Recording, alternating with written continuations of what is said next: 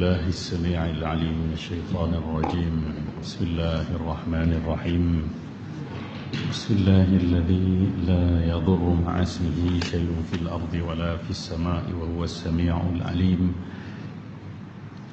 أحييكم بتحية الإسلام، تحية طيبة مباركة من عند الله السلام. السلام عليكم ورحمة الله وبركاته.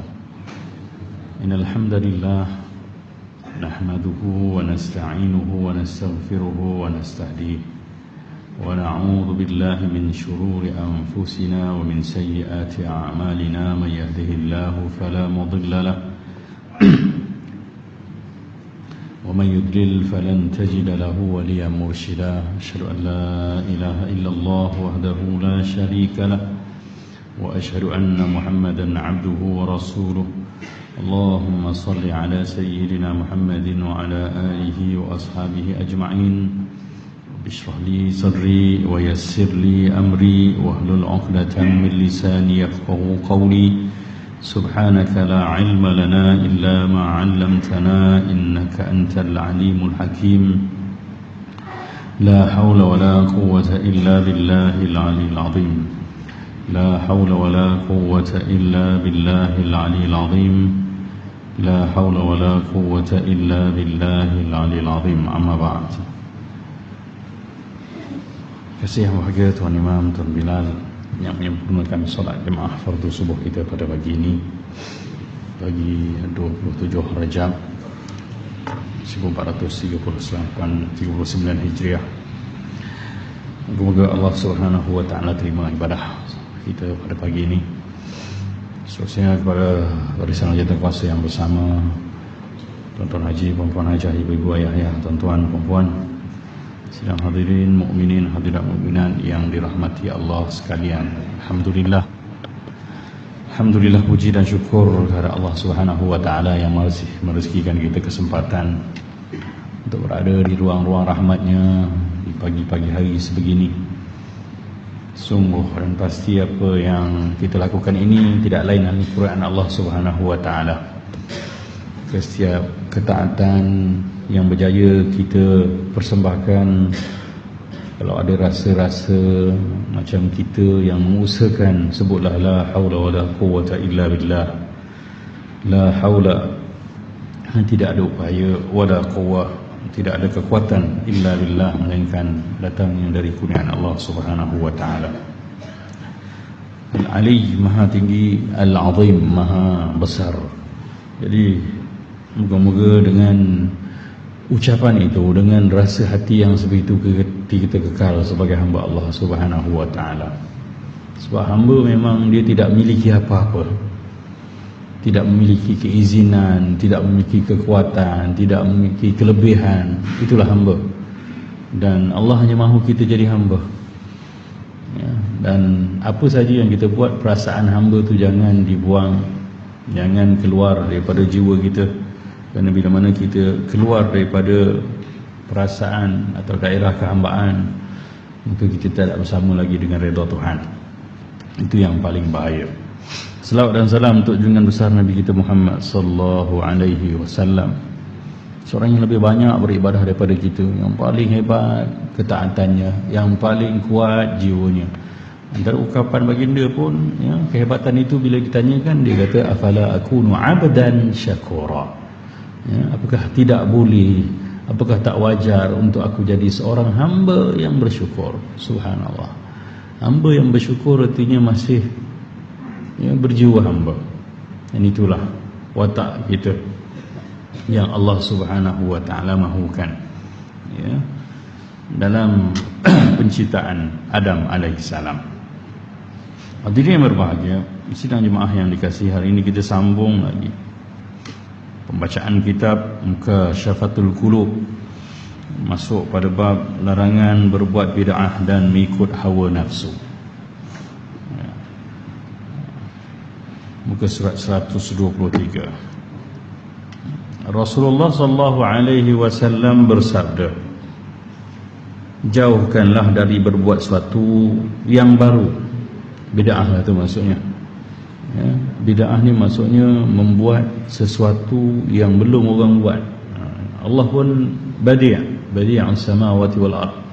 Badi' ini maksudnya pencipta yang sebelumnya belum ada. Orang buat macam tu. Itu maksud kalimah bid'ah asalnya. Buat satu benda yang belum orang pernah buat. Artinya kalau dalam agama Rasulullah tak buat itu, tapi kita buat. Kerana mengadakan sesuatu yang baru adalah bid'ah. Itulah maksud bid'ah. Setiap bid'ah adalah sesat.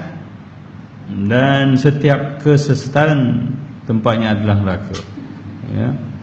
Yang lafaz hadisnya wa kullu bid'atin dalalah. Setiap yang baru dicipta bukan daripada asal agama, maka itu sesat. Dan setiap sesat wa kullu bid'atin finnar. Senanglah benda yang sesat tu neraka. Dalam hadis lain baginda bersabda, barang siapa yang buat sesuatu yang baru dalam urusan agama kita, perbuatannya tidak akan diterima. Ya. Perbuatannya tidak akan diterima. Jadi bid'ah ini berlaku dalam urusan agama, ya. Jadi dalam kehidupan memang ada bid'ah banyak. Telefon bid'ah, kan? Zaman Rasulullah tak ada. Jadi kereta bid'ah, kapal terbang bid'ah, semua bid'ah. Ya. Jadi itu bukanlah maksud Nabi sallallahu alaihi wasallam. Di sudut bahasa ya itu bid'ah, tapi maksud Nabi dalam urusan agama. Rasulullah tak buat, kita adakan. Ya, dan tidak ada pun yang boleh dikiaskan kepada amalan Rasulullah SAW yang disokong oleh pendapat fuqaha dan para ulama. Dan perkara ini pun telah diberbincangkan banyak kali. Ya, jadi sebab itulah ya, sabda baginda juga, ya, setelah kematianku hendaklah kamu ikut sunnahku dan khulafaur rasyidin. Ya, Rasulullah pesanlah. Jadi rujukannya adalah baginda dan para sahabat.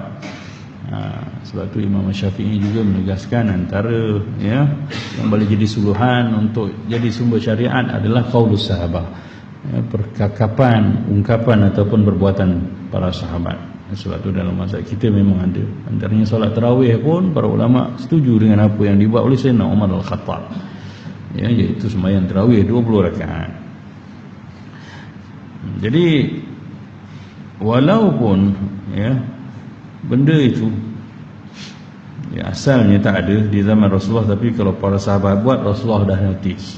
Ya, artinya para sahabat ini yang namanya khulafa ar-rasyidin. Ya, khulafa ni khalifah, dia punya mufrad, dia singular dia. Maksudnya pengganti. Suka saya bercerita sikit kalimah khalifah ini. Kalimah khalifah ni kalau dirujuk dalam tafsir ada 3 maksud. Ya, antaranya pengganti inilah. Ya, sebab tu nama mereka ni Khalifah Rasulullah sallallahu alaihi wasallam. Sayyidina Umar, ya, asalnya Sayyidina Abu Bakar, Umar, Uthman, Ali. Dan seorang lagi dapat gelaran Khalifah yang kelima, iaitu, ya, Umar ibn Abdul Aziz. Sebab apa? Khalifah ni maksudnya menggantikan Rasulullah sebiji macam Rasulullah. Macam tu. Artinya banyak percentage yang dia buat tu boleh dikira diiktiraf sebagai pengganti Rasulullah SAW.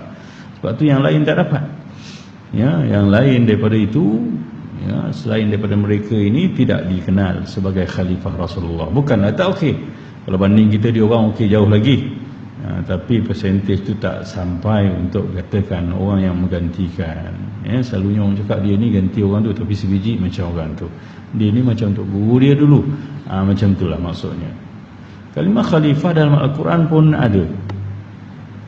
Ya, bila Allah kata wa idz qala rabbuka lil malaikati inni ja'ilun fil ardi khalifah, dan ingatlah ketika Allah Subhanahu wa taala berfirman kepada para malaikat, sesungguhnya aku nak jadikan di atas muka bumi ini khalifah. Perasan tak apa respon para malaikat bila Allah cakap dia nak buat khalifah? Malaikat terus respon macam tahu je. Dia kata apa? Qalu ataj'alu fiha man yufsidu fiha.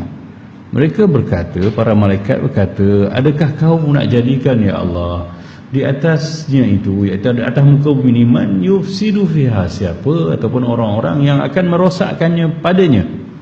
Betul tak apa yang malaikat sangkakan tu?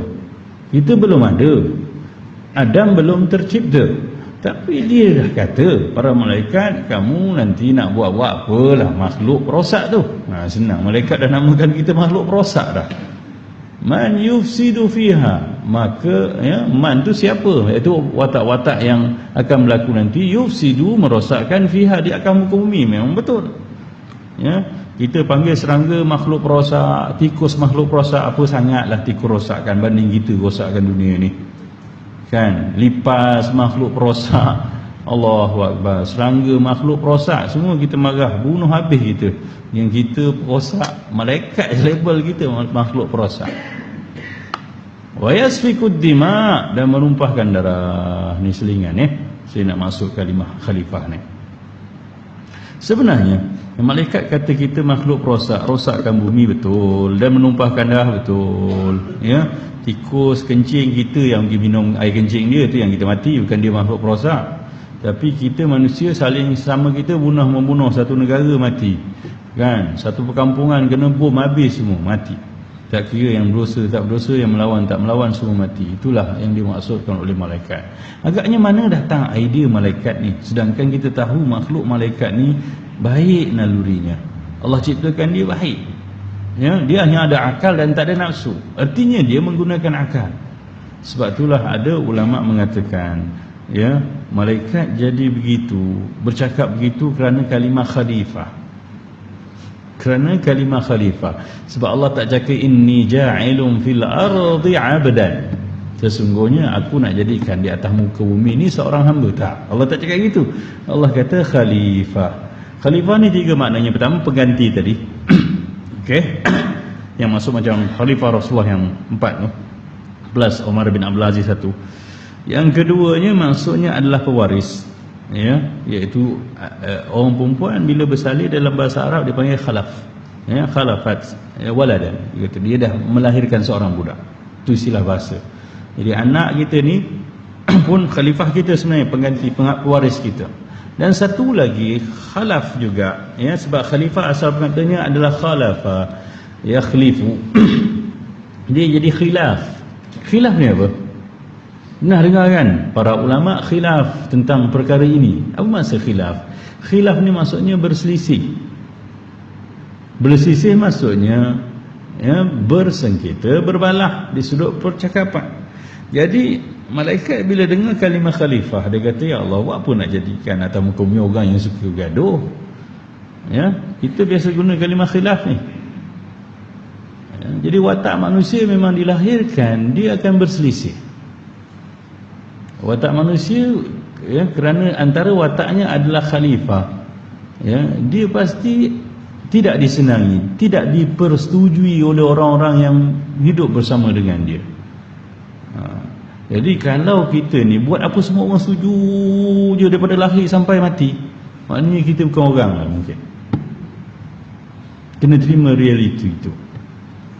Sebab itu kita tengok Imam Syafi'i belajar dengan Imam Abu Hanifah, tapi dia buat mazhab lain. Tok Guru kata tak ada kunut, tapi dia buat kunut. Dia belajar dengan Imam Malik, tapi dia buat mazhab lain juga. Imam Ahmad Ibn Hanbal puji Tok Guru kan main, puji Imam Syafi'i. Dia kata siapa yang kata dalam kehidupan hari ini dia lebih alim daripada Syafi'i, nyata orang itu gila. Tapi dia buat mazhab lain. Nampak tak? Artinya manusia ni watak dia memang ada benda yang dia nampak dia tak setuju dengan orang ni. Tapi masalahnya kita ni kalau ikut syariat, berselisih itu normal sebab kita manusia, kita khalifah. Tapi yang masalahnya bila mana kita nyatakan perselisihan tu, persembahkan perselisihan itu, dan manifestasikan perselisihan tu dengan sikap-sikap yang melanggar syariat, kutuk, bergaduh, fitnah, itu yang dosa.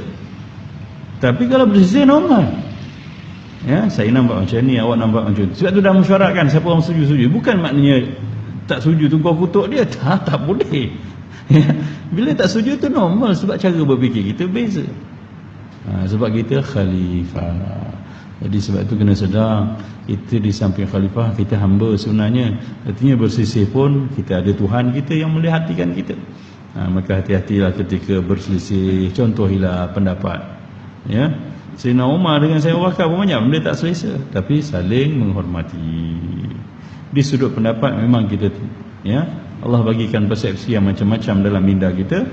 sebagai menguji kita sejauh mana ya kita mampu ya untuk meninggalkan pergaduhan. Sebab Nabi juga pernah offer, siapa yang meninggalkan ya perdebatan, perbalahan ya, berbalah-balah ni, cakap ni, sedangkan dia dalam keadaan benar, Allah akan bina untuk dia sebuah maligai dalam syurga. Dalam keadaan dia betul, orang cakap nyanyi tapi dia diam je, Allah offer bina syurga. Tapi payah, kita salah pun kita nak lawan juga kan, kita dah tahu kita salah tapi tak. Sebab tu kalau ingat syurga, ingat Rasulullah, kita nak jadi orang yang paling membahagikan orang lain.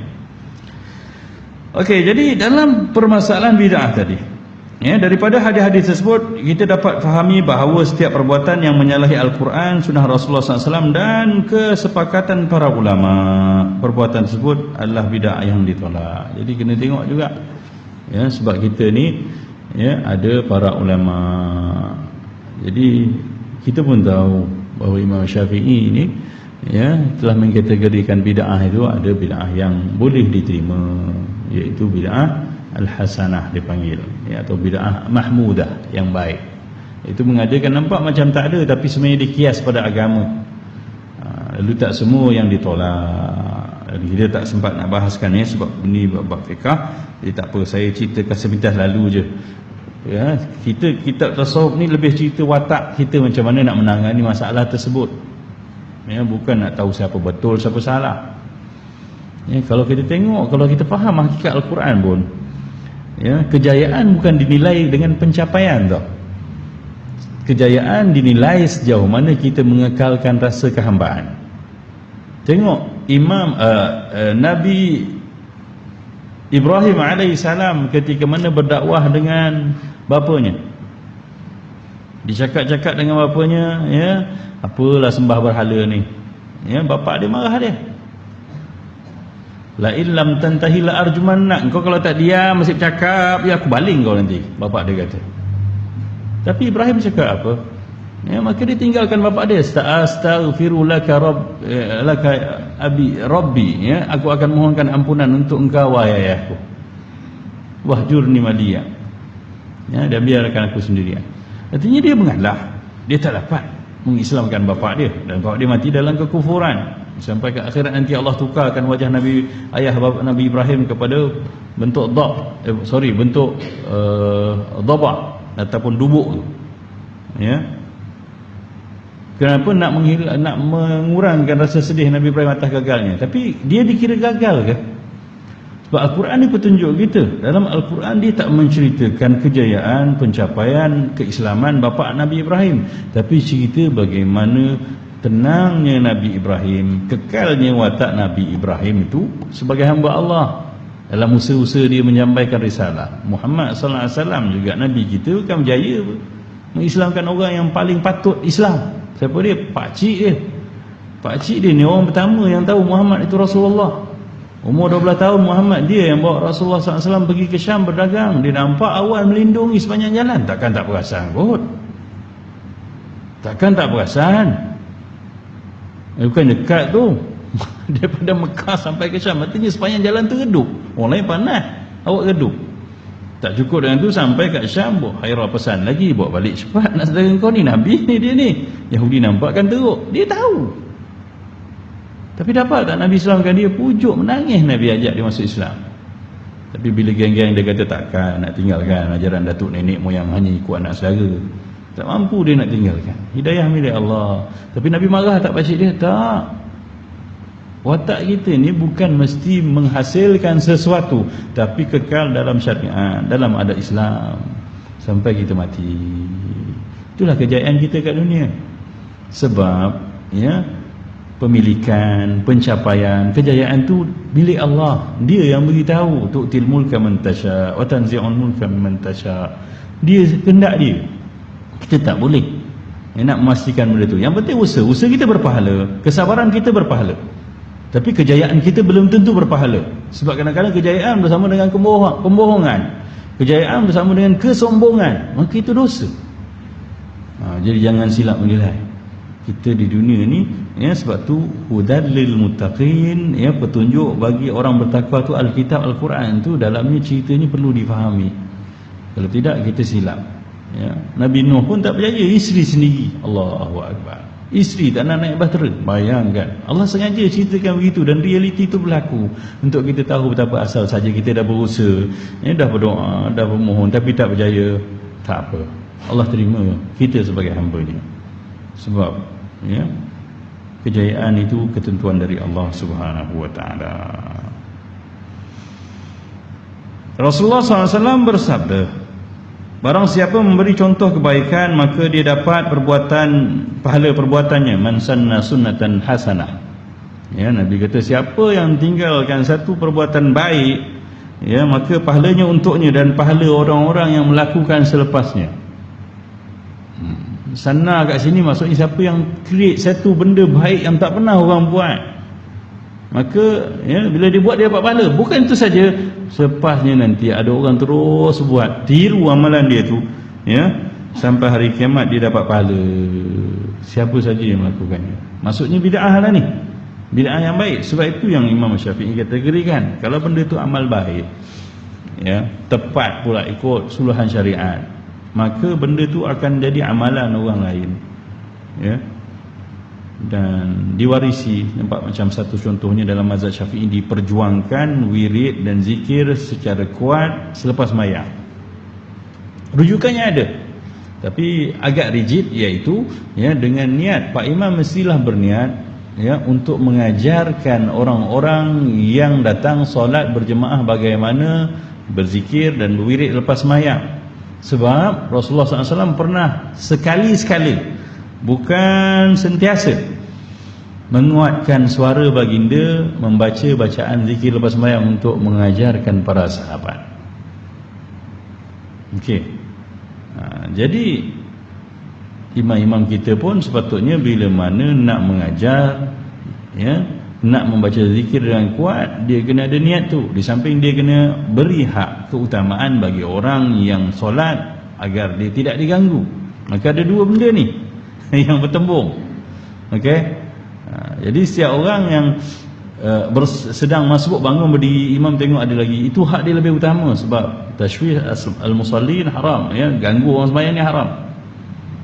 Suara kita yang kuat tu sampai dia baca Fatihah tersyasul masuk sini kan, dia baca ihdinas siratal mustaqim siratal astaghfirullahalazim astaghfirullah, ada jadi silap dah, terikut, ya, siratal ladzi subhanallah terikut, dah macam mana Pak Imam kuat sangat. Maka sebabnya patutnya ketika itu Pak Imam rendahkan suara, dan bila mana, ya, berniat, sebab tu ulama katanya yang harus ni kita zikir kuat-kuat lepas sembahyang ni kerana apa? Ya, kerana nak mengajarkan orang. Sebab tu ustaz-ustaz yang agak rigid, dia agak radikal tu, macam Dr. Rusaimi, dia marah sangat orang zikir kuat. Sebenarnya dia kena ada, imam kena peka lah. Waktu boleh kuat-kuat, tak boleh kuat tak payah kuat.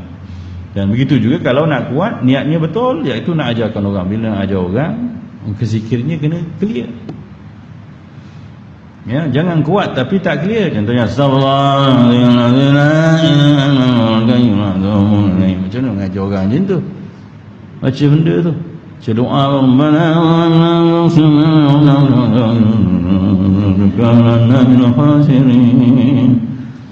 benda baca mak.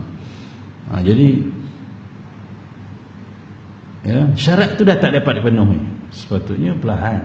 Ada mikrofon, patutnya cukup dah. Rabbana zalamna anfusana wa illam taghfir lana wa tarhamna lanakunanna minal khasirin. Allah Rabbana zalamna, buat apa dalam masjid? Kan dalam masjid suara kena suara orang khusyuk, suara orang ibadah, bukan suara orang terbakar, rumah dia terbakar menjerit minta tolong. Kan beza tu.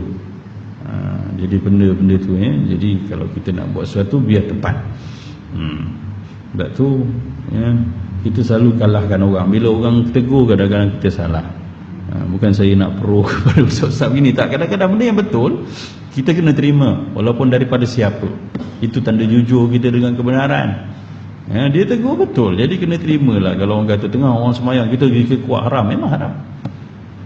Jadi niatnya kalau nak zikir kuat, ya, tolong pastikan sebutan niatnya untuk mengajar para jemaah sebut dengan betul, dan kemudian bila ada hak orang semayang slowkan mikrofon. Artinya tak standard lah. Wirid zikir ni bukan mesti standard lah. Asal kau jadi imam kau enggah kuat-kuat, habis ini satu Korea, satu kampung orang Cina pun marah kat kita dalam azan dengan terakhirnya. Lepas tu lepas semayang zikir kuat lagi. Jadi kita pun faham realiti itu. Itu yang panggil kita ni berkehidupan bersama orang lain. Kita apa kita tinggalkan begitu, kita sambung cerita kita kat sini. Begitu juga apa saja amalan, panduan, sebab tu saya kalau beramal pun saya akan niat. Ini yang dikatakan kita bicarakan dulu antara riak dengan khudwah. Kita nak tinggalkan supaya orang ikut. Kan? Kita nak buat sesuatu supaya orang ikut. Bila kita baca doa tu ada budak-budak Jatiga dia boleh hafal. Ustaz ni atau imam ni kalau baca doa kita dengar sebiji, Rabbana zalamna anfusana wa illam taghfir lana wa tarhamna lanakunanna minal khasirin. Jelas roh tebalnya, roh nifisnya kan dengar sedap, seronok orang dengar. Kan kita yang ngajak, yang belajar pun macam tu cara sebut. Itu yang dikatakan Pak Imam. Yang itu yang dikatakan qudwah tadi. Bukan untuk riak. Cuma Pak Imam dia kena jaga hati sama ada dia niat untuk apa. Saya baca sedap ni ada janda muda comel tu mantu dia yang tu hancur. Ada yang jadi gitu. Padahal janda tu tak kisah pun dengan dia. Janda tu ada seorang datuk kaya nak ambil tackle dia dah. Dia datang ke masjid pun nak tunjuk kat datuk kaya tu supaya tahu aku ni solehah. Pak Imam tu tak dapat apa pun sebenarnya. Kan rugi. Jadi sebab tu kita kena betulkan niat kerana Allah Subhanahu Wa Taala. Kalau Allah nak bagi, dia bagilah. Sebab Allah dah suka, siapa pun milik dia. Bukan yang seorang tu, yang lain-lain pun boleh jadi, boleh kita miliki. Apa saja yang boleh kita miliki bila Allah Subhanahu Wa Taala dah seronok dengan kita. Begitu juga sebaliknya, barang siapa memberi contoh keburukan, dia mendapat dosa dan perbuatannya dari perbuatannya dan dosa orang-orang yang mengikutnya sampai hari kiamat. Subhanallah. Jangan berani-berani create satu dosa yang tak pernah orang buat, lalu kita terpaksa dosa orang yang buat tiru kita tu, sampai hari kiamat kita dapat sahamnya. Dulu saya pernah contohkan, kalau kat sini tak ada pusat karaoke, kita buat. Dah mati pusat karaoke tu ada je. Kan, zaman sekarang dangdut pun ada dah. Kat Ulu Langat, saya duduk Ulu Langat tu, orang Indonesia ramai. Dia kalau kahwin seminggu dia blok jalan, kita 2 hari je. Dia pasang kanopi tu seminggu punya berdangdut macam kat tempat dia. Walah orang-orang kat kita kan. Dia begitu sekali. Jadi budaya tu jangan dibiarkan. Jadi kalau kita ada yang kawan-kawan macam tu, tak payahlah cakap sini Malaysia, hormatlah sikit. Sampai blok jalan dah seminggu. Lepas tu tiap-tiap malam dangdut gelek tu. Anak-anak kita sonok yang muda-muda. Dangdut ni goyang kita kalau dengar muzik dia. Tuan-tuan tahu tak dangdut tu macam mana? Aku suka dia mah, dia boleh ngejut macam tu. Kan kita Pak Imam pun terketuk tangan juga. Ustaz-ustaz pun goyang juga. Melodi dia punya jenis macam tu. Mengasyikkan. Subhanallah. Iwan dangdut pun dah convert dah. Dah elok dah sekarang kan. Dah nyanyi lagu dakwah. Takkan kita patah balik nak pergi dangdut pula. Jadi budaya tu kalau berhibur dalam skop yang kecil, bukan merosak masyarakat, tak apalah. Takut jadi budaya, nanti orang Melayu pun dah mula kita kalau sonok juga dangdut. Jadi kalau majlis kahwin kita dangdut je lah. Tak buat seminggu pun 3 hari. Kan siapa yang mula terima budaya tu, dah mula amalkan dekat taman perumahan dia, besok dah mati pun awak tanggung lah. Jangan main-main lah benda-benda gitu. Jadi jangan berani-berani create dosa baru yang tak pernah orang buat, lalu orang warisi perbuatan kita. Bahaya sungguh. Itu bid'ah yang paling bahaya. Subhanallah. Qatadah radhiyallahu anhu berpendapat mengenai ayat dan bahawa sesungguhnya inilah jalanku agama Islam, yang betul, lagi lurus, maka hendaklah kamu menurutnya. Surah Al-An'am ayat 153. Ketahuilah di antara jalan-jalan itu ada sebuah jalan yang bawa petunjuk, menghala ke syurga, iaitu jalan Allah, sedangkan iblis membuat jalan-jalan yang bawa ke kesesatan, yang menghala ke neraka. Jadi jalan Allah ni lurus, tegak, dia highway yang jelas. Tapi syaitan suka buka jalan-jalan kiri kanan yang kita akan keluar. Jadi sebab itu hati-hati, rujukan kita jelas, ya, sandaran kita juga ada. Jadi jangan buat benda-benda yang baru yang tak ada dalam urusan agama. Ya, ada sirati mustaqimah tu, ya, dia jelas. Ibnu Mas'ud berkata bahawa Rasulullah SAW menggoreskan satu garis, lalu baginda bersabda, inilah jalan Allah. Rasulullah pernah lakarkan satu jalan, ya, nak cerita, ya, siratal mustaqim itu. Kemudian menggoreskan garis-garis, ya, satu ke kiri dan ke kanan, sambil bersabda, di garis inilah syaitan mengajak kamu mengikuti jalannya. Artinya keluar daripada jalan yang lurus yang Allah Subhanahu Wa Taala dan Rasulnya telah lagangkan. Lalu baginda membaca ayat, wa anna hadza sirati mustaqiman fattabi'uh, ya, dan sesungguhnya inilah jalanku, ya, agama Islam yang betul lurus, fattabi'uh, maka hendaklah kamu semua ikutnya. Wala tattabi'us subula fatafarraq bikum an sabilih, ya, jangan kamu ikut jalan-jalan yang lain, ya, maka nanti kamu akan bercerai-berai, ya, berpecah belah daripada jalan Allah Subhanahu Wa Taala. Jadi kita ada siratal mustaqim, iaitu agama Islam itulah, ya, sebab tu bila dikatakan ihdinas siratal mustaqim, itu ya Allah tunjukkan aku juga jalan agama ni, bagi aku nampak kebenarannya, ya, beri aku keyakinan padanya untuk aku beramal padanya. Itu masuk juga ihdinas siratal mustaqim, ya. Jalan yang lurus ni ikut syariat, dan jangan ikut jalan-jalan yang lain selain siratal mustaqim, selain agama Islam itu. Itu perintah Allah Subhanahu Wa Taala, sebab kita akan sesat. Ibnu Abbas berkata jalan-jalan itu adalah jalan kesesatan. Ibnu Atiyah berkata bahawa yang dimaksudkan dengan jalan-jalan itu adalah jalan yang dilalui oleh kaum Yahudi, Nasrani, Majusi serta orang-orang yang berbuat bid'ah dan kesesatan. Bersama orang kafir, ya, orang-orang bid'ah yang melakukan bid'ah juga, artinya orang yang memandai-mandai buat benda-benda yang tak ada dalam agama, ya, lalu mereka tergolong dari kalangan, ya, wa kullu bid'atin dhalalah. Khususnya, ya, bid'ah ni banyak dalam urusan akidah utamanya, ya, dalam urusan ibadah yang asas, ya, kita tak boleh mengadakan bid'ah. Rasulullah SAW bersabda, barang siapa membenci sunahku, dia bukan dari golonganku, ya. Faman raghiba an sunnati falaisa minni, ya, siapa yang membenci atau tak mau ikut sunnah Nabi SAW, maka Rasulullah tak mengaku umat. Jadi orang-orang yang buat benda yang Rasulullah tak buat ni, ya, mungkin Rasulullah akan melabelkan dia sebagai orang yang tak suka ikut prioriti yang dibawa oleh Rasulullah SAW. Jadi sebab itu Rasulullah kata dia bukan dari kalangan umat aku. Benda yang jelas, ya, yang tegas daripada Nabi SAW. Dalam hadis lain baginda bersabda, tidaklah suatu umat berbuat sesuatu yang baru dalam urusan agamanya setelah sepeninggalan nabinya, melainkan hal itu akan menghilangkan sunnah nabinya. Yalah, kalau kita sibuk buat benda-benda yang baru sahaja, akhirnya kita akan tinggalkan sunnah Nabi SAW. Ya, paling dekat bab makan pun kita dah banyak tinggal sunnah Nabi SAW. Ya, Nabi SAW makan pakai tangan, kita sibuk pakai sudu. Maka sunnah Nabi hilang.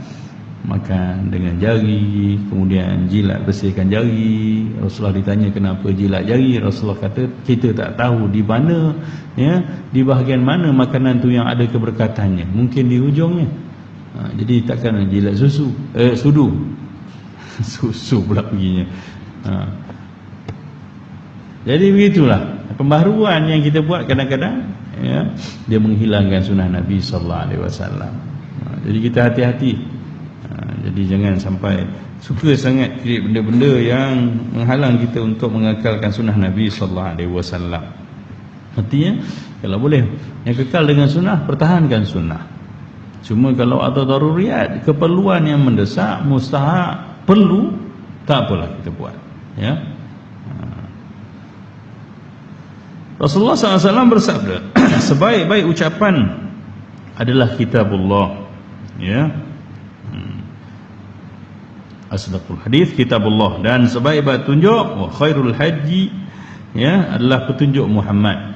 Ini lafaz hadis sahih ni. Seburuk-buruk perbuatan adalah perbuatan bid'ah, dan setiap bid'ah adalah di neraka. Sesungguhnya yang aku takut adalah keinginan kamu untuk memuaskan perut dan alat kelamin kamu, serta sesatnya hawa nafsu. Jadi ini yang paling Rasulullah risaukan, dan sebab itulah kita memang, ya, tengoklah kejahatan yang berlaku dalam muka bumi ni kerana dua ni, nafsu syahwat dan juga nafsu, ya, makan minum ni. Orang kerana benda dua ni lah yang paling banyak menyebabkan manusia jadi rakus, ya, jadi buat benda haram, jadi melanggar semua hak manusia lain. Jauhilah berbuat sesuatu yang baru dalam urusan agama, kerana segala sesuatu yang baru adalah sesat. Sesungguhnya Allah menghalang taubat dari orang-orang yang berbid'ah sebelum mereka meninggalkan perbuatan itu. Artinya kena tinggal, ya, sebab itulah maksud taubat. Taubat tinggalkan benda itu dulu, barulah, ya, kita mengatakan mohon ampun pada Allah. Allah tidak akan menerima ibadah orang-orang yang berbid'ah, puasanya, hajinya, umrahnya dan jihadnya, sehingga dia keluar daripada ajaran Islam seperti keluarnya selembar rambut dari tepung. Artinya kena clear betul-betul. Aku telah meninggalkan petunjuk yang sudah jelas kepada kamu. Barang siapa yang mengikuti sunnahku, dia berada dalam petunjukku. Namun barang siapa yang tidak mengikuti sunnahku, dia celaka. Sesungguhnya aku khawatirkan 3 perkara pada umatku, iaitu tergelincirnya ulama, ya, hawa nafsu yang diikuti, dan hakim yang curang. Subhanallah, kerisauan 3 perkara yang ada pada diri Rasulullah SAW ini pun dah berleluasa. Tergelincir para ulama, sebab patutnya innama yakhshallah min ibadihi ulama. Sungguhnya orang yang paling takut pada Allah ni ulama. Tapi ulama hari ni pun ramai yang dah, ya, tak kuat imannya, ya. Kita kena doakan para ulama kita agar mereka boleh jadi, ya, pendukung utama, agar apa yang keluar dari mulut mereka adalah berdasarkan ketakwaan, keimanan pada Allah, bukan atas kepentingan peribadi ataupun kelompok-kelompok tertentu. Sebab ulama ni orang ikut cakap dia, kan. Jadi kalau dia bercakap tu bukan atas dasar takwa, ya, lebih-lebih lagi agama kita ni bahasa Arab, kita bukan orang Arab, ya. Satu kalimah Arab, tengok tadi khalifah pun boleh 3 maksudnya. Macam mana, ya, kita baca satu hadis nak terjemah ke mana memang boleh, ya, dan memang ada sandaran dan alasannya. Sebab itu hanya ketakwaan yang boleh memagari, ya, dan kerisauan Rasulullah tu tergelincir ulama. Maksudnya ulama dah tak dapat mempertahankan, ya, status dia sebagai orang-orang hadapan agama. Artinya dia dah lari daripada fungsi sebenar dirinya. Yang kedua, hawa nafsu yang diikuti. Hari ini orang lebih ikut hawa nafsu daripada akal yang Allah beri, daripada syariat yang Allah tinggalkan untuk kita. Dan hakim yang curang, ya, hakim sepatutnya namanya hakim, orang yang bijak, orang yang bijaksana, yang dapat menilai satu dengan betul. Tapi bila mana kebijaksanaannya itu tidak didasari dengan takwa dan iman, maka dia akan gunakan kebijaksanaannya untuk exploit benda itu, jadi, ya, kepentingan peribadi, dan jadi curanglah dia. Habislah, ya. Bila mana dah tiga-tiga ni berlaku, maka tak ada nilai dalam hidup ni, ya. Orang benar pun akan jadi salah, orang baik pun akan dituduh tak baik, yang jahat, ya, akan jadi berkuasa, ya. Kejahatan akan berluasa sebab cara menilai dah tak tepat. Jadi inilah yang paling Rasulullah risau. Dan sebenarnya, ya, kita kena banyak berusaha, ya, mendalami agama, memahami agama agar kita dapat berada di batas syariat yang benar. Bukan semua rujukan hari ini boleh kita katakan betul. Jadi sebab itulah kena hati-hati. At-Tirmizi meriwayatkan hadis ini dengan menghasankannya, artinya mengatakan hadis ni hadis yang baik. Baik ni maksudnya elok, tak ada kerosakan, tak ada cacat celah, boleh diterima lah. Cuma kalau hadis sahih tu dia certified, memang betul daripada Nabi SAW, aku berani jamin. Hasan maknanya baik, okey, hadis yang, ya, sahih juga, ya, di sudut darjatnya nombor 2 lah. Tapi dalam riwayat lain dia mensahihkannya, artinya ada periwayatan yang lain selain daripada riwayat yang ini, dia mengatakan hadis sahih. Jadi bila hasan disokong dengan sahih, bagi lebih kuatlah kesahihannya. Jadi itu di antara pesan Rasulullah SAW tentang kita janganlah terlalu ikut hawa nafsu dan buat benda-benda yang dikira kategorikan bid'ah sehingga diikuti oleh orang banyak dan bebannya, dosanya kita akan tanggung.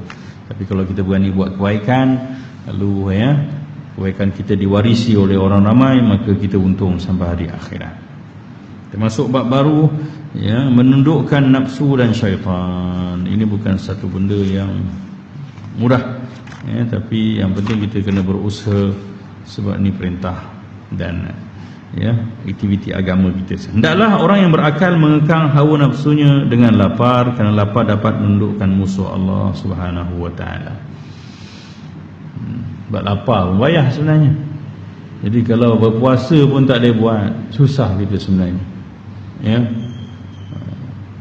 Jadi ada dua benda besar yang kita ni dipaksa dalam agama buat bila mana kita dah ngaku Allah sebagai Tuhan, Muhammad sebagai utusan, iaitu antara yang utamanya sembahyang dengan puasa. Puasa ada puasa Ramadan, sembahyang ada sembahyang 5 waktu. Kenapa kena buat ni? Kalau kau Islam memang kau kena buat benda ni. Dan Allah tak paksa satu benda dalam kehidupan manusia melainkan keperluan kita. Ingat sembahyang tu jadi begitu, jadi bebannya begitu berat. Berat sebab apa? Sampai dalam keadaan macam mana pun kita kena sembahyang. Selagi mana ulama kata kita ni ada akal fikiran, otak kita masih berfungsi, sembahyang masih wajib. Tak boleh duduk, tak boleh duduk baring, tak boleh juga dengan baring, tak boleh bergerak dah, dengan kelopak mata pun kena sembahyang. Subhanallah. Tak boleh dengan kelopak mata juga, dengan hati pun kena sembahyang. Sebab sembahyang peranannya sangat besar. Dia keperluan kehidupan seorang hamba pada Tuhannya.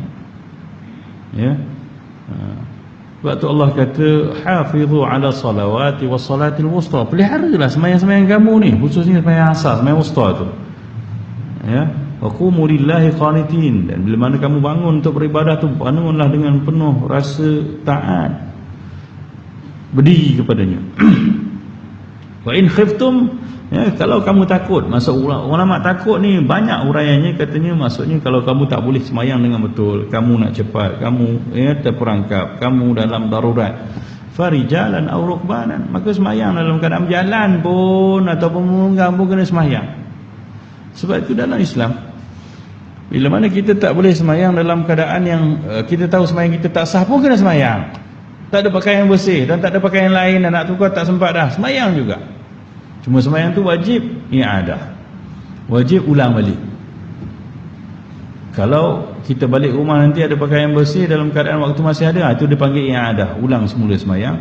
Tetapi kalau kita sampai rumah ataupun di tempat yang kita boleh dapatkan yang memenuhi syarat sah solat itu dipanggil qadha, dah habis masa. Begitu juga ketika sesak traffic jam, ramai orang tak sembahyang, tapi sebenarnya dia kena sembahyang. Sembahyang macam mana? Dalam kereta lah sembahyang tu. Fa in khiftum farijalan aw rukbanan, atas kenderaan pun kamu kena sembahyang. Jangan tak sembahyang. Sebenarnya tak ada dalam istilah Islam nantilah saya qadha, tak ada. Nantilah saya qadha tu situ orang tak faham syariat. Qadha hanya boleh dilakukan untuk orang yang tertidur dan terlupa. Allah suruh kita pelihara sembahyang ni. Sembahyang ni inna salata kanat 'alal mu'minina kitaban mawquta. Sembahyang ni difardukan ke atas orang beriman, ketentuannya waktunya dah ditentukan. Artinya tak boleh sembahyang subuh waktu sekarang. Ada lagi subuh. Tak tahulah. Tak boleh sembahyang isyak waktu sekarang. Kalau dah sekarang maknanya ini orang yang terlupa, yang tertinggal, tertidur, okey. Tapi orang yang sengaja tak sembahyang isyak tadi nak sembahyang waktu tak boleh. Macam yang kita buat selalu tu. Tak sembahyang, tak apalah. Seluar kotor. Habis seluar kotor tak sembahyang, dia saya kotor. Tak ada istilah tu. Begitu juga. Apa tak semayang? Traffic jam, jadi tak semayang. Semayang dalam kenderaan, cuma semayang dalam kereta, semayang yang hanya nak dipanggil dalam istilah Melayunya hormat waktu. Sebenarnya bukan hormat waktu saja, sebenarnya nak menunaikan tanggungjawab kita. In case kalau mati pun Allah terima, sebab kita dah semayang. Cuma semayang tu tak sah pada waktu kita berupaya nanti menyediakannya. Kena ulang balik. Sebab apa agaknya? Begitu juga puasa sunat ada, tapi kenapa ada sebulan Allah suruh kita puasa? Ia tidak lain sembahyang dan puasa ni kerana dia keperluan kehambaan kita. Kalau kau tak sembahyang, kau memang confirm tak boleh berjaya kat dunia sebagai hamba Allah, kat akhirat lagi nanti. Kalau kau tak puasa juga, kau tak boleh jadi orangnya. Begitu, kena faham tu. Kenapa dalam keadaan susah sakit, Allah takkan sakit-sakit pun nak sembahyang, rehatlah. No, perempuan uzur tu tak sembahyang sebab apa? Dia tak layak sembahyang, bukan dia tak wajib sembahyang. Dia tak layak sebab kotor. Itu je rosa dia. Jadi kita kena sembahyang dalam apa juga keadaan, kalau sah tak payah ulang, kalau tak sah kena ulang. Sebab apa? Sebab sembahyang tujuannya wa aqimis solata li dzikri. Sembahyanglah untuk ingat aku. Sembahyang untuk ingat Allah. Bila ingat Allah, kita baru jadi hamba Allah. Kalau kita tak sembahyang 5 kali sehari semalam, maka kekuatan ingat kepada Allah tu dah makin kurang. Bila dah tak ingat Allah, makin curang. Curang sebagai hamba Allah lah, sebelum curang-curang dengan makhluknya. Kita dah tak boleh jadi hamba Allah sebab kita dah tak tenang, dah tak tenteram. Setan dah masuk. Orang yang sembahyang pun tewas, apatah lagi tak sembahyang. Ala bizikrillahi tatmainnul qulub. Tujuan sembahyang pula untuk ingat Allah. Tujuan ingat Allah supaya tenang, boleh hadapi semua kepayahan, boleh hadapi semua ancaman, boleh hadapi semua perselisihan tadi. Hari-hari orang tak setuju dengan kita. Kalau tak ingat Allah boleh bila kita amuk orang, kita terajang orang. Namun syarat yang bangun untuk ketak meja tu sebab apa? Lupa Allah tu. Dia lupa dia khalifah. Kalau dia faham, maka dia akan senyum. Sebab tu kita ni kena ngaji selalu. Sebab ada pujangga Arab, seorang tabi'in menyebut man kathura ilmuhu qalla inkaruhu. Siapa yang banyak, setiap kullama kathura ilmuhu qalla inkaruhu. Semakin banyak ilmu seorang, makin kuranglah dia punya pertentangan dia, ataupun asyik nak objek orang dia. Makin kuranglah keingkarannya. Apa maksudnya? Kita bila banyak ilmu, kita tak akan kata orang salah je banyak. Tapi kalau kita kurang ilmu, kita akan kata orang salah. Contoh dalam bab sembahyang subuh, kita kata Allah, imam tak baca doa kunut, terus kita wahabi imam ni. Nanti bising kan dekat tu. Imam baru kita tu Allah, teruk lah. Macam mana imam gitu boleh jadi imam? Tapi kalau orang ada ilmu, dia senyum, dia kata, doa kunut kan sunat apa aja. Dia dah ada ilmu sikit, lepas tu dia makin senyap. Sebab tu tuan-tuan jangan tunjuk sangat tuan-tuan tak ada ilmu. Semua benda kita komplain banyak ni, bukan maksudnya kita ada ilmu. Ulama kata siapa yang banyak komplain, sebenarnya dia menunjukkan bahawa dia tak banyak benda dia tahu. Bila banyak dia tahu, dia akan terima persisihan, dia akan terima perbezaan, dia akan terima, tahu, saya tahu sebab apa dia tak baca, saya tahu, sebab tahu senyap. Bila tak tahu, cakap banyak. Jadi jangan tunjuk sangat tak tahu tu, nanti orang senyum kat kita. Allah, memang orang senyum kan, selalu yang komplain-komplain kita tu, Allah, dia tu tak faham, dia tu ngaji tak habis. Jadi orang dah nampak kelemahan kita. Begitu juga puasa. Puasa pun Allah wajibkan supaya apa? Kita jadi hamba.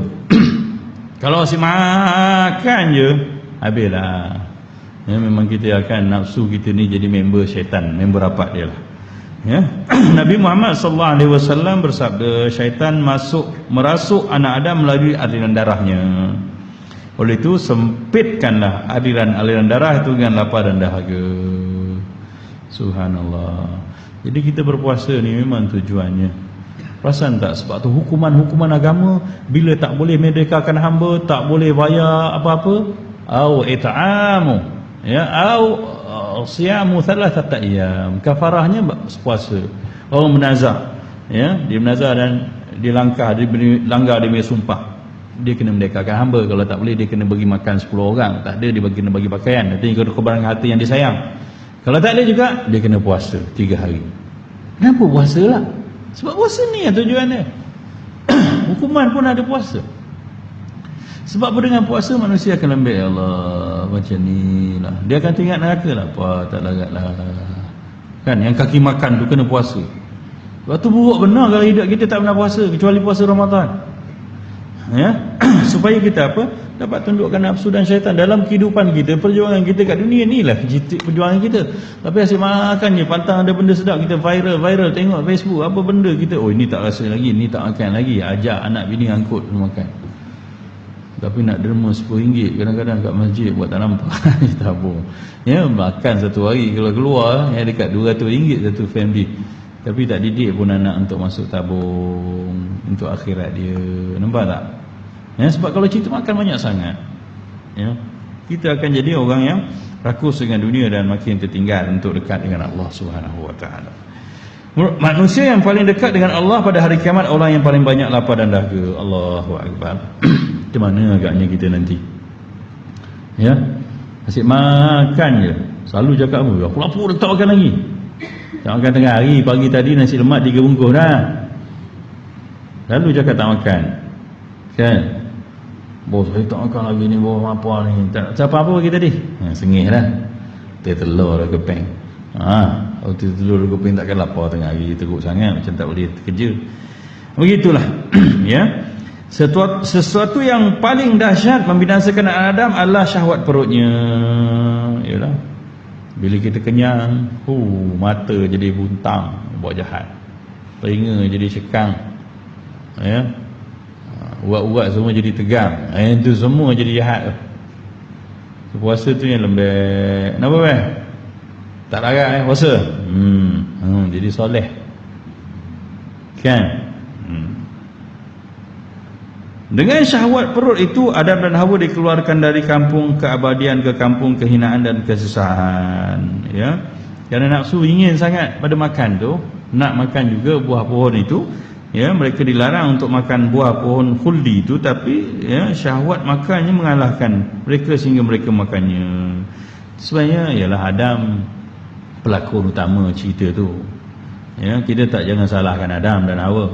Sebab direkturnya Allah SWT daripada awal dah cerita inni ja'ilun fil ardi khalifah. Sesungguhnya aku nak ciptakan di atas muka bumi seorang makhluk khalifah ni. Kan? Ketika Adam belum dicipta, malaikat dah tahu. Allah dah ceritakan malaikat, aku nak jadikan atas muka bumi, bukan dalam syurga. Ya, inni ja'ilun fil ard, bukan fil jannah. Aku nak jadikan ya khalifah di atas muka bumi, bukan dalam syurga. Jadi tak betul kalau kita salahkan Adam. Wah, Nabi Adam macam tak ada benda lain nak melantak. Kalau tidak sedap dah kita duduk dalam syurga kan. Buah pohon huldi tu buah apa Entah macam buah kecubung kot kata. Mereka pelik-pelik nak rasa sangat. Tak boleh dilogikkan tuan-tuan. Kita hidup di atas takdir Allah. Ya. Jangan kita marah Nabi Adam tak puas hati aku sampai sekarang. Besok akhir aku cari Nabi Adam ni. Yang dia teruk sangat, buah tu gatal sangat nak makan dia. Jangan buat gitu. Ya. Sebab statement asalnya Allah memang nak tu. Cerita senario tu jadi pengajaran pada kita. Cerita Adam yang makan buah ni dan kemudian turun tu nak cerita kalau orang langgar larangan Allah dia akan terhina. Itu je. Bukan cerita makan buah tu sangat. Sebab tu dalam Al-Quran tak digambarkan buah apa tu, durian ke sedap sangat. Ya. Syajaratul khuldi itu pun, pohon kekal itu pun, ia satu istilah daripada syaitan. Bukan Allah namakan. Wala taqrabu hadhihi syajarah. Allah kata jangan dekat dengan pokok ni. Ya. Setan yang beri nama, Allah tak larang tu, melainkan supaya kamu jangan kekal dalam syurga. Itu setan punya sebutan. Jadi ceritanya bukan hebat cerita pokok tu, bukanlah kita nak fikir sangat. Ya, sebab dalam Al-Quran ada benda yang Allah tak sebut pun. Hanya sini-sini. Sebab yang ceritanya pengajarannya adalah bila mana kamu ya dah makan, ya, fahbit minha, maka kamu turun daripada syurga ni. Nah, begitulah kerendahan itu berlaku kerana apa? Dan ruang-ruang itu kerana apa? Setan dah mula masuk. Ya, jadi kita kena hindar. Ya, sempitkan ruang setan nak lalu dalam darah kita dengan berpuasa. Itu jelah pengajarannya. Seorang bijak berkata, barang siapa dikuasai oleh nafsunya, ia menjadi tawanan dalam mencintai nafsu syahwat dan terpenjara dalam penjara hawa nafsu. Subhanallah. Yang nafsu makan pun kan, kalau kita tak boleh kontrol, tengok, bukan terpenjara, malah ya kena hukuman lagi. Kat dunia dah nampak yang penyakit-penyakit semua, potong kaki, kolesterol tinggi. Itu sebab apa? Tak boleh kontrol, makan teruk sangat makan. Ya, malu tau sebenarnya. Besok nak jawab apa kat akhirat minta maaf yang saya cakap direct sikit ni. Ya, Allah bagi kita tubuh badan yang sihat, tapi kita makan-makan sampai sakit dan akhirnya terpaksa, iyalah jalan ni. Besok Allah kata, kau ni apa benda lah, makan kan tak boleh kontrol langsung sampai sakit, makan sampai sakit, makan sampai mati. Mana otaknya, mindsetnya? Kan boleh ngejah benda tu. Kalau semayang sampai mati, berjihad sampai mati, okey. Tak, yang tu tak jadi pula. Ini makan sampai sakit dan kemudian mati. Allahu Akbar. Besok nak jawab kat akhirat macam mana? Kita ni bukan sibuk makan je kat dunia, kan? Sampailah sakit sampai mati ni macam mana nak jawab dengan Tuhan nanti? Para sahabat makan, Allah, tak cukup makan tapi jihadnya, ibadatnya hebat. Kita makan sampai mati tapi ibadah tak ada. Nak ngadap macam mana dengan Tuhan nanti? Yang itu pun tak boleh jawab lah kita, tuan-tuan. Sayu pujuklah. Kita ni ada manah badan kita ni amanah ni. Bukan lantak akulah, aku makan suka hati aku, yang sakit aku, kau sibuk apa? No, tak boleh cakap gitu dah.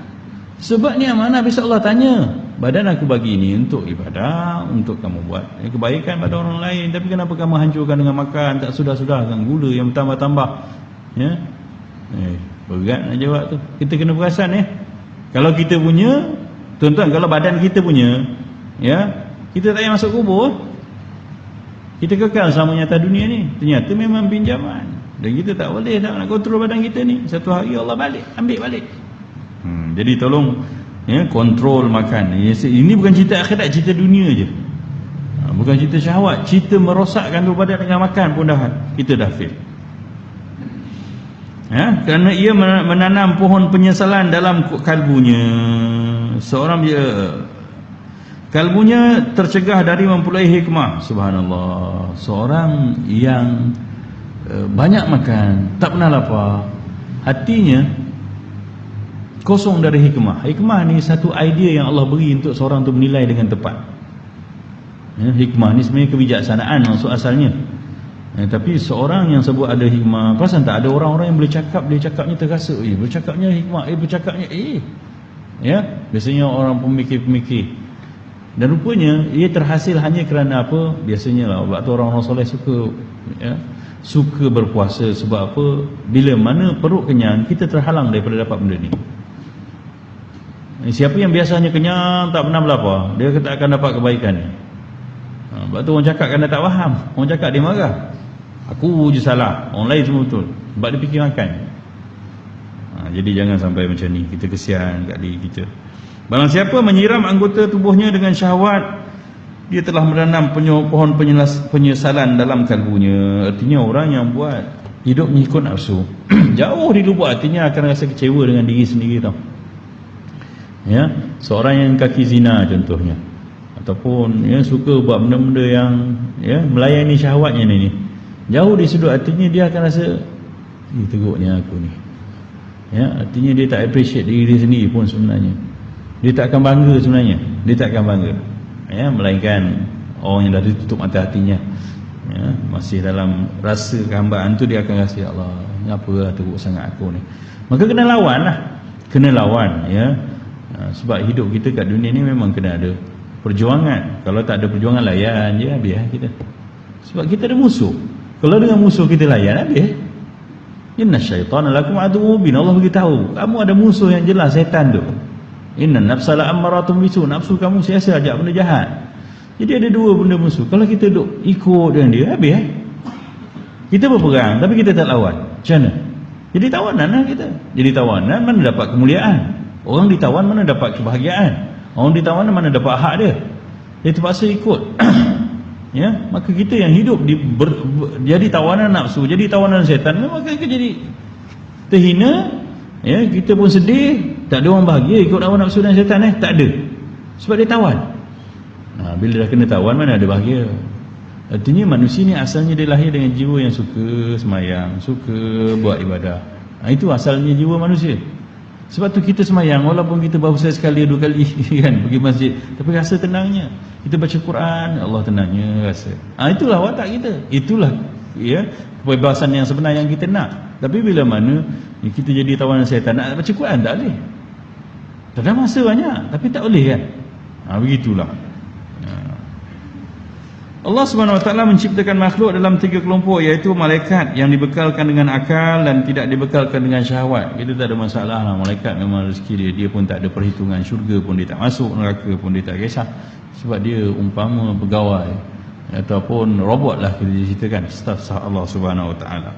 Yang kedua, binatang yang dibekalkan dengan syahwat tidak dibekalkan dengan akal. Tak apalah juga, bila tak ada akal dia tak boleh nilai. Dia hanya hidup, hanya nak melangsungkan keturunan dia, hidup dia, makan minum dah.